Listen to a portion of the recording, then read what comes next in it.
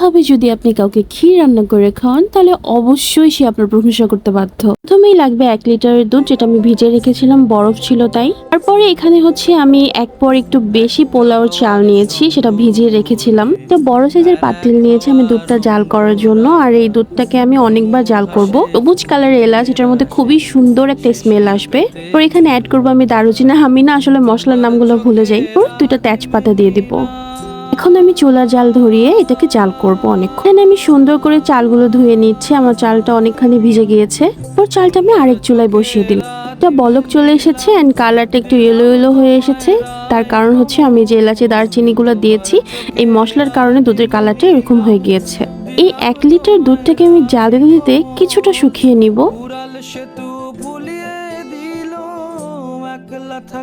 পোলার চালটা বলক চলে এসেছে, এটাকে আমি 80% কুক করব। চালটা 80% কুক হয়ে গিয়েছে, এখন আমি এটাকে নামিয়ে রাখবো। আচ্ছা, আমার মতো কে কে কাজটা করেন বলেন তো?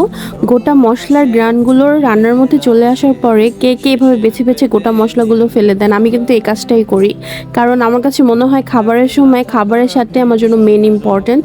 আর এই মশলাগুলোর জন্য যদি আমার কামড় পড়ে যায় মশলার মধ্যে, তাহলে খাবারের স্বাদটাও নষ্ট হয়ে যাবে। কিশমিশগুলো ভিজিয়ে রেখেছিলাম।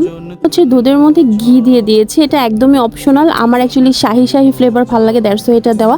আপনারা চাইলে স্কিপ করতে পারেন। এই চালগুলো আমি একটু একটু করে দুধের মধ্যে ছেড়ে দিব। তারপর কিছুক্ষণ এটাকে নাড়াচাড়া দিয়ে মিক্সড করে নিব। এখন আমি এখানে অ্যাড করে নেব চিনি। আমি আসলে মিষ্টি কম খাই, দ্যাটস ওয়াই ছোট্ট 2টা কাপের 2 কাপ চিনি দিয়েছি। আপনারা চাইলে আপনাদের স্বাদ মতো অ্যাড করে নিতে পারেন। তারপর ধুয়ে রাখা যে কিশমিশগুলো ছিল সেগুলো আমি ছড়িয়ে ছিটিয়ে দিব। আমি এখানে অ্যাড করব 2 কাপ পরিমাণ গুঁড়া দুধ, যেটা হচ্ছে ক্ষীরটাকে একদম মালাই মালাই একটা ফ্লেভার, একটা ফিলিং দিবে। খেতে খুবই মজা লাগবে। ভালোভাবে এটাকে আমি মিক্সড করে দেব, যেন গুঁড়া দুধের যে চাকা চাকা যে একটা দলা দলা হয়ে যায় সেটা যেন না থাকে। আপনারা কি একটা জিনিস খেয়াল করে দেখেছেন? আমার ক্ষীরের কালারটা কিন্তু একদম মালাই মালাই কালার হয়ে গিয়েছে।